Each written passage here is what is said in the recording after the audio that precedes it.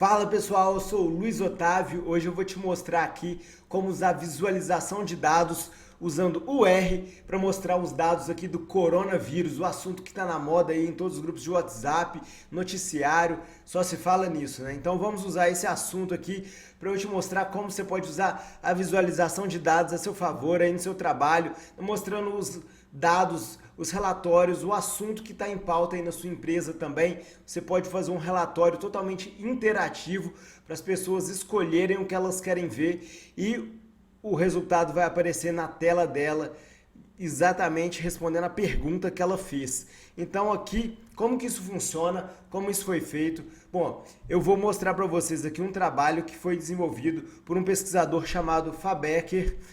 Com certeza ele desenvolveu isso aqui em poucas horas, usando os dados da Universidade de Johns Hopkins. Então, a universidade está monitorando os casos ao redor do mundo aí de coronavírus, né, falando quantos casos já aconteceu em cada país por data. E esse pesquisador fez um trabalho muito legal usando a biblioteca do R que chama Shine. Essa biblioteca é fantástica, eu pessoalmente sou muito fã, uso ela desde 2014. É uma ótima biblioteca para você usar aí no seu serviço. Ela realmente impressiona as pessoas que vão ver os resultados e interagir com ela. Então, vamos lá, vou mostrar aqui para vocês na prática agora. Olha só, eu filtrei aqui do dia 25 de janeiro até o dia 20 de fevereiro. Né? Nessa época, a gente pode ver que os países em branco não tinham casos de coronavírus. E enquanto isso, né, quanto mais escuro, mais casos, essa é a legenda aqui do nosso gráfico. Então a China, olha só, já tinha 74 mil casos nesse período que eu selecionei. Então a China já estava assim com o pico aí da doença, enquanto a gente nem tinha recebido ela aqui no Brasil ainda. Os Estados Unidos já tinham 11 casos, o Canadá já tinha 8, e agora eu vou filtrar aqui mais para frente, né, trazendo um pouco mais para o período recente, do dia 1º de março até o dia 10 de março, o gráfico atualizou aqui. A gente vê então que na China, nesse período, tinha 1.531 casos, enquanto no Brasil já tinha aumentado um pouco, né, e tinha 29 casos. A Itália também é o segundo país aí que estava com mais casos, 9 mil casos neste período então. Então a gente viu que a China estava sozinha aí na parada e de repente espalhou para o mundo todo e começou até diminuir a quantidade da China, né? A gente viu um número aí de mais 70 mil e aí nesse período de 10 dias aí de março, apenas 1.500 casos. Eles fizeram aí um bom trabalho para diminuir os novos casos e parou de crescer por lá, né? Inclusive eles já falaram que o pico já passou. Beleza? Então agora eu vou trazer o período mais recente aqui para a gente ver. E lembrando, né, que o objetivo principal aqui é a gente ver as possibilidades que a ferramenta nos traz. Claro que esse caso aqui eu estou mostrando para vocês um mapa, mas você pode fazer tabelas, gráficos, mapas também, o que você quiser aqui usando o Shine. É muito interessante, você pode inclusive conjugar os três ao mesmo tempo. Né? Em 2014, o primeiro trabalho que eu fiz, tinha tabelas, gráficos e também mapa. No caso, era o mapa do Brasil dividido por estados. Então, tudo isso é possível, são possibilidades aí que você pode explorar no seu trabalho, dependendo do seu caso. Então, do dia 10 até o dia 15, né, mais recente, estou gravando esse vídeo aqui justamente no dia 15, então esse banco de dados ele é atualizado diariamente. Então vamos aqui na China, 143 casos apenas nos últimos 5 dias aí, nos últimos 6 dias, né, contando o dia 10 e o dia 15. E agora, trazendo aqui o mapa para o Brasil. O Brasil está com 137 casos nos últimos 6 dias aí, então bem parecido com a China, né? A gente aumentando e vai viver o mesmo ciclo que eles já passaram e a gente vai ter isso de forma atrasada, porque foi lá que se começou essa epidemia. A Itália também, né, continua de forma bem agressiva, aí, 12 mil casos praticamente. E agora uma outra estatística aqui que a gente vai ver, a Espanha também, olha só, quase 7 mil casos. E aqui a gente pode filtrar, né, novos casos no período aqui dividido pela população. Então a gente consegue ver que, por exemplo, Brasil, né, países muito grandes, pode ser que tenha mais casos em número absoluto, porque a população é muito grande. Mas aqui a gente consegue ver o que? A proporção. Então, filtramos aqui novos casos no período determinado dividido pela população. Então a gente vê aqui, olha só, na Itália, Espanha, ainda continua com uma incidência muito alta, né, de novos casos dividido pela população. São países que nem de perto tem, nem de longe tem a população de China e nem do Brasil mesmo. E mesmo assim então isso, né, como eles têm um número absoluto muito alto, essa taxa ficou muito alta. Bom, então podemos ver que casos totais, também podemos filtrar por casos totais. Aqui a gente está considerando todo o período e não está relativizando pela população. Então, os Estados Unidos aqui, né, com certeza é um destaque, mais de 3 mil casos, só que a China, com certeza, né, vai estar disparada aí, até porque tem mais tempo, mais de 80 mil casos desde que começou. E agora o total de casos por população. Então agora a gente pode ver o país que mais sofreu de forma proporcional com a incidência de coronavírus. Né? Aqui a França mostrando quase 7 casos a cada 100 mil pessoas. A Itália, 34 casos a cada 100 mil pessoas.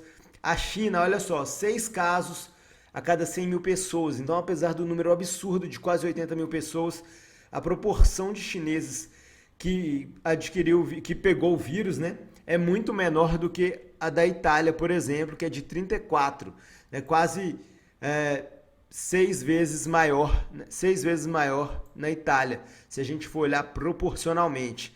Aqui, olha só, na Islândia também é uma proporção muito alta, pelo visto, pelas cores aqui. Até a maior proporção foi na Islândia, é uma população muito pequena lá, né? A gente sabe disso. Então, 47 pessoas a cada 100 mil na Islândia pegaram coronavírus. Pelo que eu estou vendo aqui do mapa, essa foi a maior taxa. Então, gente, o que eu quis mostrar aqui para vocês, né? Como você pode usar o Shine, essa ferramenta do R, linda, muito maravilhosa, para você mostrar os dados. Pode ser no estudo que você está fazendo, ou então até mesmo no seu serviço, fazendo um relatório aí, que seu chefe vai achar bacana, viu? E agora eu vou mostrar um pouco do código aqui para vocês. Esse código está disponível no GitHub, é o repositório que o pesquisador aqui usou. Você pode pegar esse link aqui, eu vou deixar o link aí para vocês pegarem o link. Clicando aqui também nos créditos, né, a gente consegue ver, mas vocês não vão ter como clicar porque é um vídeo, então eu vou deixar o link aí do código aqui que está no GitHub. E eu reproduzi esse código, rodei aqui na minha máquina, né, vocês estão vendo aí inclusive, e vou explicar aqui rapidamente para vocês como funciona um código do Shine. Primeiro aqui ele pegou o código que está nesse endereço, então os dados estão nesse endereço aqui, os dados que esse código está consumindo. Então ele está lendo esses dados, aí depois ele faz várias adaptações aqui tem muita encheção de linguiça, né, adaptando os dados mesmo para o formato que ele gostaria, mudando o nome dos países e tudo mais. Bom, então depois ele pega os dados das populações, né, para fazer aquela conta de relativização do número de casos dividido pela população. Ele pega esses dados aqui de população, esses dados são fixos, eles não precisam ser atualizados, igual os dados das incidências de coronavírus. Esses dados, né, estão no repositório dele no GitHub também, eu peguei por lá. Então, beleza. Descendo aqui, ele faz algumas adaptações, pequenas correções aqui. E agora, uma parte importante. O Shine ele é dividido basicamente em duas partes, que uma chama UI, que é User Interface. Então é a interface que o usuário está vendo. Então isso aqui, olha, esse layout aqui, ele está no User Interface, que é o UI. Então essa é uma parte. Então beleza, aqui ele vai falar como ele quer montar essa interface. Aqui ele define aqui Bootstrap Page. Aí ele vai definir as colunas que ele quer colocar na página, e assim ele define, coloca, por exemplo, os créditos, que é aquela parte ali que, né, tem as referências, coloca um botão de compartilhar para as pessoas compartilharem a aplicação que foi feita. Aqui também mais divisões, os botões que a gente escolhe Então aqui na linha 182, os botões ali que a gente escolhe o que a gente quer visualizar, as variáveis, né, que a gente quer visualizar, beleza. E aí depois a segunda parte, que é o server. Então tem o user interface e o server. O Shine basicamente é dividido nessas duas partes quando você for criar aí seu aplicativo. E aí o server, ele é onde roda toda a lógica, né? O user interface tem a interface e o server é onde está toda a lógica rodando ali, são todos os cálculos por trás. Então é onde acontece a mágica, na verdade. Aqui ele coloca um output que é o mapa e aqui ele faz as contas, né, de acordo com as datas. Então é isso, vai fazendo os filtros, por exemplo, quando você filtra ali as datas, ele vai fazer todas essas contas aqui nesse código que está aparecendo aí na sua tela.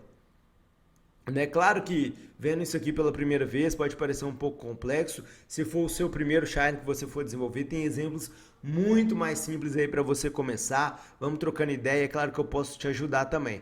Beleza? Então é isso, esse é o código. Vou deixar o link aí para vocês, quem quiser tiver interesse, quiser conhecer, aprofundar um pouco mais.